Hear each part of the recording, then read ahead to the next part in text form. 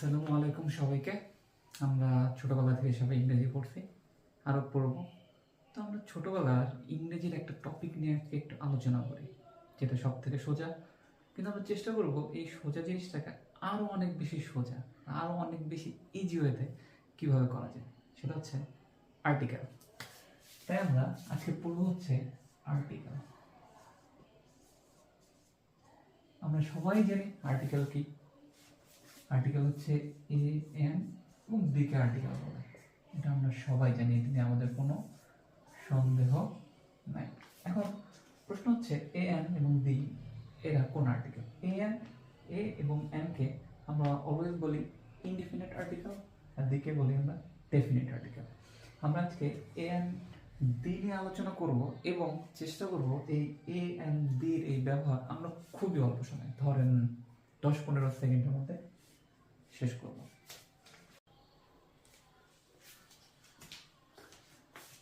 আমরা এখন এ এবং এন এর ব্যবহার নিয়ে আলোচনা করব।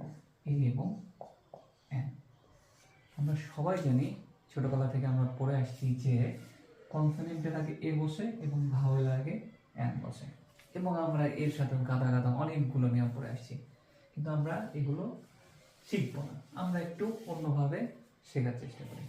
আমরা সবাই জানি ভাওয়েলের পাঁচটা, এগুলো হচ্ছে এ, ই, আই, ও এবং ইউ। কি বললাম? এ, ই, আই, ও এবং আমরা চেষ্টা করবো ইউ না বলে এ বলা। কি বলছি? এ, ই, আই, ও, এ। আবার বলি আমরা এ, ই, আই, ও, এ।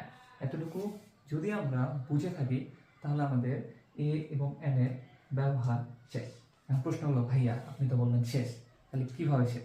সেটা হচ্ছে আর্টিকেলগুলো প্রধানত বসে হচ্ছে আপনার প্রোনাউন্সিয়েশনের উপরে, বা আমরা যেটা বলি উচ্চারণের উপরে, বা আরো বলা যায় সাউন্ডের উপরে।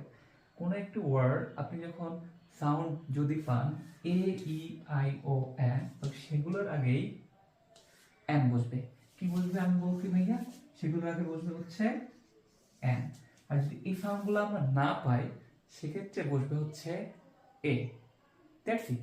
তাহলে আমরা এখন যদি ট্রাই করি, আমরা বলতে পারি হি ইজ দ্যাট স্টুডেন্ট। তাহলে এখানে কি বসবে? এ নাকি এন? স্টুডেন্ট উচ্চারণ করলে আমরা পাই এ, ই, আই, ও, এ, কোনো কিছুই পাই না, তাহলে এখানে বলতে হচ্ছে এন। এখন প্রশ্ন হচ্ছে, আমরা ছোটবেলা থেকে একটা এক্সাম্পল দেখতাম, ইউনিভার্সিটি স্টুডেন্ট। ইউনিভার্সিটি, এই ইউনিভার্সিটির আগে কি বসবে? আমরা ছোটবেলা থেকে পড়তাম ইউ এবং ওয়ান মতো উচ্চারণ হলে তার সামনে এন না হয় অ্যাশ। না, আমি কি বলছি? ইউ এর উচ্চারণ হবে এন এর মতো। এখানে কি ইউ এর উচ্চারণ এর মতো হয়েছে? অবশ্যই হয় নাই, ইউ এর উচ্চারণ ইউ এর মতো হয়েছে, ইউনিভার্সিটি। এই কারণে ইউ এর সামনে এন না বসে বসবে হচ্ছে এ। এখন তাহলে হচ্ছে প্রশ্ন, ভাইয়া তাহলে HONEST, অনেস্ট, অনেস্টের সামনে কি বসবে? বলেন তো দেখি, অনেস্টের সামনে কি বসবে? সামনে এখানে এইচ কনসোনেন্ট হইলো, এর উচ্চারণ হচ্ছে কিন্তু ভাওয়ালের মতো, অনেস্ট। ও দিয়ে আসছে, ও দিয়ে যখন আসছে তাই এর সামনে অবশ্যই হবে এন। যদি আমরা বলি এম এ, এম কনসোনেন্ট হইলো, এর উচ্চারণ হয়েছে এ, এম এ, এই কারণে এর সামনে হবে এন। যদি আমরা বলি আমব্রেলা, দেখেন ভাই এখানে ইউ এর উচ্চারণটা আসছে আমব্রেলা, এই কারণে এর সামনে হইছে এন।